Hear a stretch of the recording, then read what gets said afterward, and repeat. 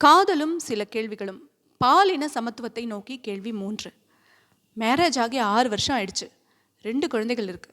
ஒய்ஃபுக்கு sex interest இல்லை. சில முறை வேற அஃபேர் எதுவும் செட் பண்ணிக்கலாமான்னு தோணுது.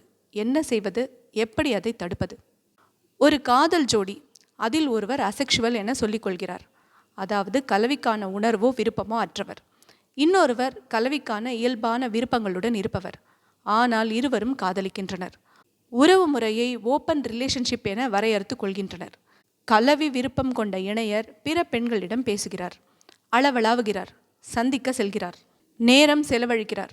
காதலிக்கு கலவியில்தான் விருப்பம் இல்லையே ஒழிய காதலிலும் அது கொடுக்கக்கூடிய பொசசிவ்னஸும் இருக்கிறது. அங்கேயே அமர்ந்து இன்னொரு பெண்ணுடன் காதலன் பேசும் யதார்த்தம் அவரை சுடுகிறது. மெல்ல அவர் அடுத்த கட்டத்துக்கு நகர்கிறார். இன்னொரு ஆணுடன் பேச துவங்குகிறார். காதலர் ஆணுக்கு பிரச்சனை இல்லை. அதனாலேயே காதலிக்கும் பெண்ணுக்கு மனத்தாங்கல் ஏற்படுகிறது. அடுத்த ஆண் மெல்ல பெண்ணின் மனத்தாங்கலை பயன்படுத்தி தொடங்குகிறார். காதலிக்கும் ஆண் பற்றி அவதூறாக சொல்கிறார். கூடுதலாக இதுவே பெண் விடுதலை போன்ற கார்ப்பரேட் பெண்ணிய வாதங்களை சொல்லி பெண்ணை ஊக்குவிக்கிறார். அப்பெண்ணும் மெல்ல அந்த ஆணிடம் வீழ்கிறார். ஆண் பிற பெண்களுடன் பேசவும் செல்லவும் நேரம் கழிப்பதைப் போல பெண்ணும் நேரம் கழிக்க தொடங்குகிறார்.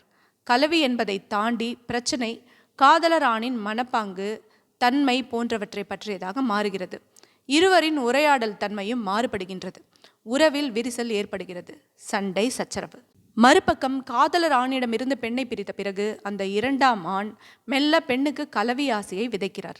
முதலில் கலவியை அருவருப்பாக நினைத்த பெண் காதலர் ஆண் மீது இருக்கும் கசப்புணர்வின் காரணமாக இணங்க முனைகிறார். பற்களை கடித்து கொண்டு கலவிக்கு ஒத்துழைக்கிறார்.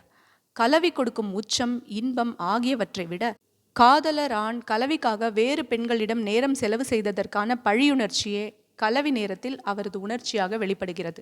அடுத்தடுத்து கலவி பழக்கமாகிறது. அவர் அசெக்ஷுவல் இல்லை என புரிந்து கொள்கிறார். தொடர்ந்து அந்த இரண்டாம் ஆணின் கட்டுப்பாட்டுக்குள் பெண் வந்து விடுகிறார். காதலர் ஆணுக்கு அவதூறும் சிக்கலும் பழியும் வாரி இறைக்கப்படுகின்றன. அடுத்தடுத்து என பல ஆண்களுடன் கலவி உறவு கொள்கிறார் காதலர் பெண்.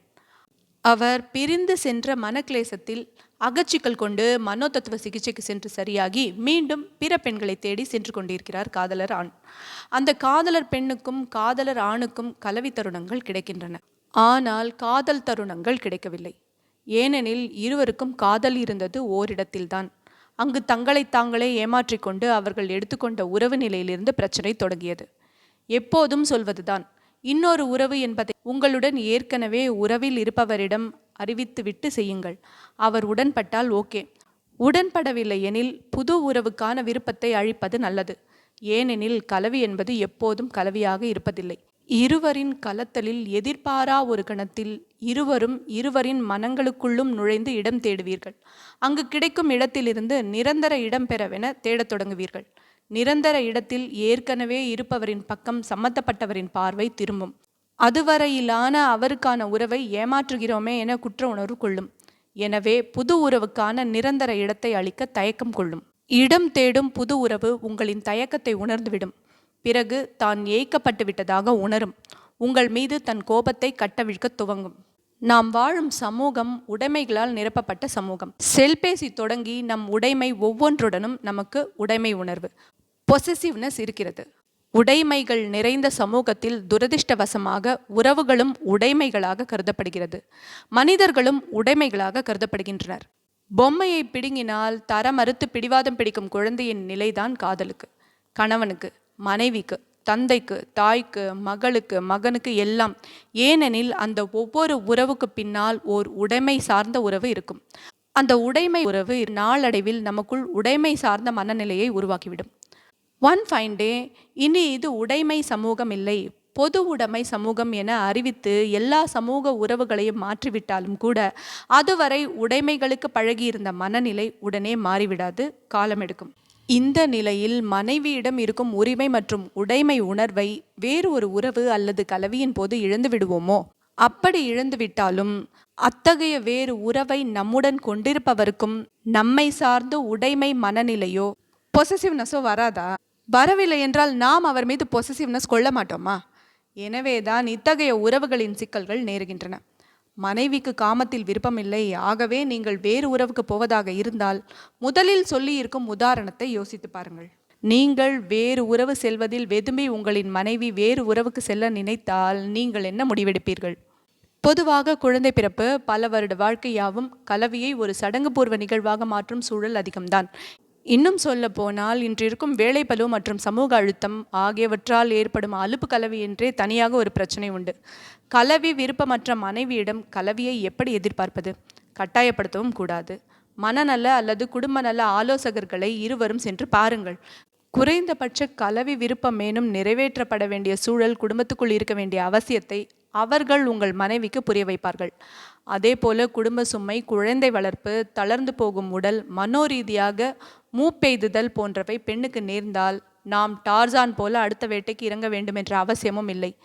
மனைவியின் உடல் தளர்வு, அசதி, குடும்ப சுமை ஆகியவற்றை போக்குவதற்கான கடமை நமக்கு இருப்பதாகவும் உணர வேண்டும். இந்த நிலை வைஸ் வர்சாவுக்கும் பொருந்தும். குழந்தை பெறுவதென்பது உங்கள் மனைவியின் விருப்பம் மட்டுமல்ல, உங்களின் விருப்பமும் கூட. எனவே குழந்தை பிறப்பு மனைவியின் அகத்திலும் புறத்திலும் ஏற்படுத்தும் சிக்கல்களை நீங்கள் ஏற்க வேண்டும். அவற்றிலிருந்து அவர் மீள நீங்கள் தான் உதவ வேண்டும்.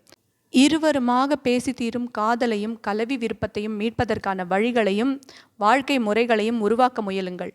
இதுதான் சரி என சொல்வதை விட இதுதான் நியாயம். இல்லவே இல்லை, இன்னொரு உறவுக்கான வேட்கையே பிரதானமாக இருக்கிறது என்றால் அதையும் உங்கள் மனைவியிடம் வெளிப்படையாக சொல்லி பாருங்கள். அவர் விரும்பவில்லை எனில் விவாகரத்தா அல்லது உடனிருப்பதா என்பதை நோக்கி பிரச்சனை நகரட்டும். எதுவாகினும் உங்களுடனான மன ஒப்பந்தத்தில் இருப்பவருக்கு தெரியாமலும் தெரிவிக்காமலும் செய்யாதீர்கள். மீறி செய்தால் அது குற்றமாக பாவிக்கப்படும். வாழ்க்கையை பகிர விரும்பியவர்கள் குழந்தை வளர்ப்பையும் பகிருங்கள், உடல் தளர்வையும் பகிருங்கள், அகச்சோர்வையும் பகிருங்கள். ஒருவர் அடுத்தவரை விட வேறொரு தளத்தில் இருந்தால் அந்த தளத்துக்கு அவரும் வர அவருக்கு உதவுங்கள். அதுவே உறவு, காதல், கலவி, மனம் எல்லாம். காதலுக்கான மற்றொரு கேள்வியுடனும் அதற்கான பதிலுடனும் அடுத்த பதிவில் சந்திக்கலாம். நன்றி.